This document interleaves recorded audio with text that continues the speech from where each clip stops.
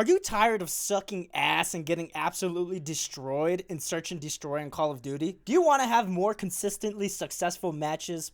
Well, you clicked on the right video, because in this video, I'm going to give you 5 strategies that'll give you the blueprint to winning way more games on Search and Destroy. Alright, so strategy number 1 is switch it up.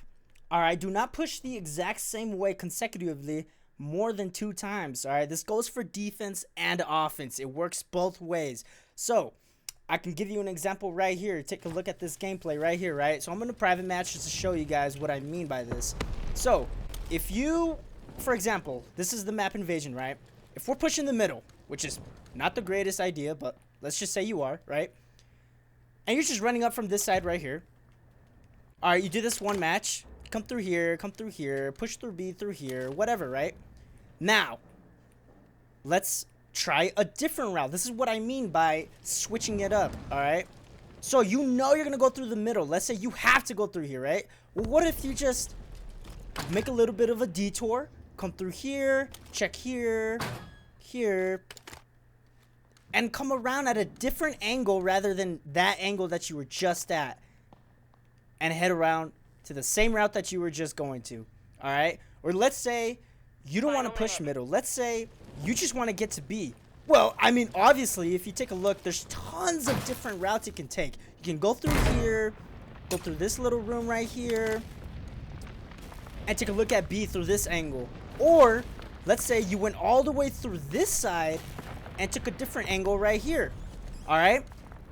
Not just your routes though, alright? You need to be conscious of what's going on around you. If you've been flanking with the usage of multiple routes, your opponent will be second guessing himself. And at some point, he's going to make a mistake, such as leaving his teammates back to look for you, or completely committing towards a route he thinks you're at, but be mistaken. This is why the switching it up strategy is extremely imperative to winning more games on Search and Destroy. Now let me reiterate.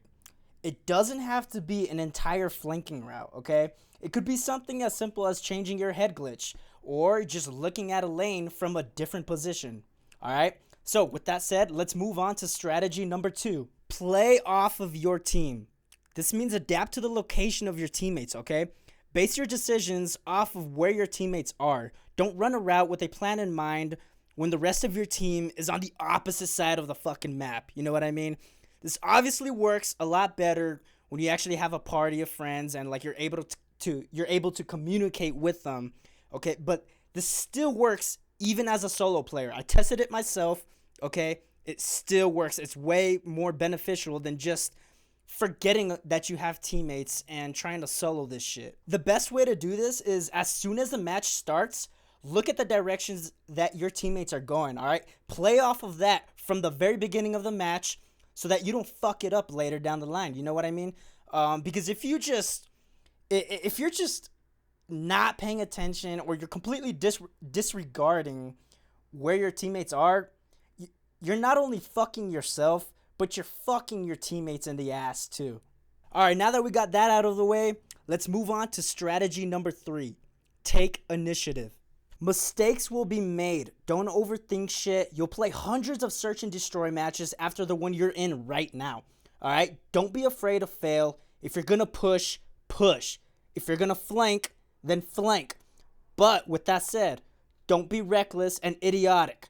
But don't be overcautious and play like a gigantic pussy that's getting cream pied. Alright, strat number 4.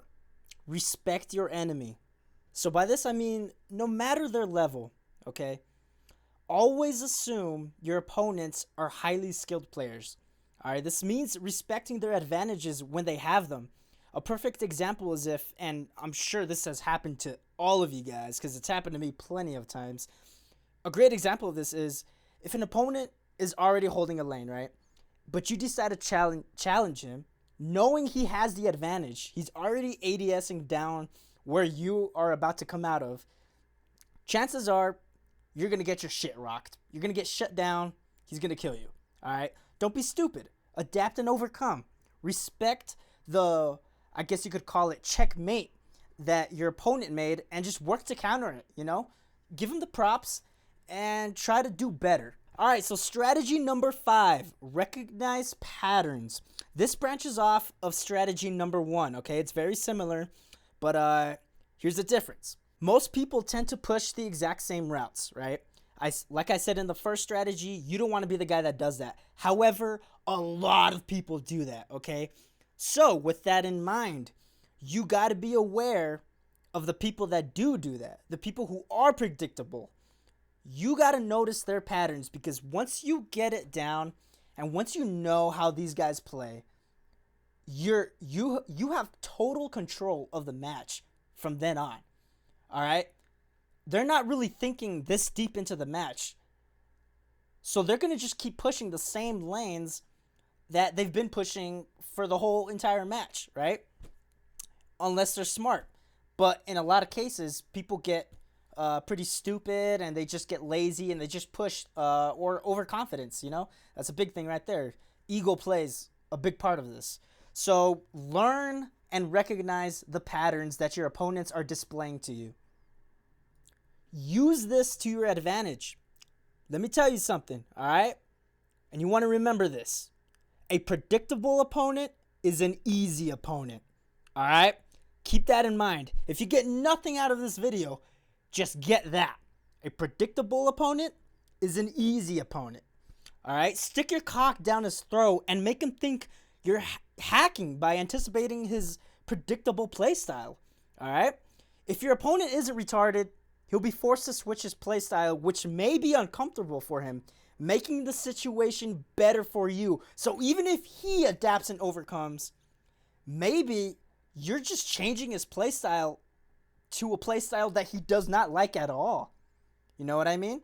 So in that instance, you win, even if he does change and becomes quote-unquote unpredictable. All right, guys, I hope you all enjoyed the video. I hope these 5 strategies help you get more consistent, successful games in Search and Destroy on Call of Duty. I'll see y'all in the next one. Peace out.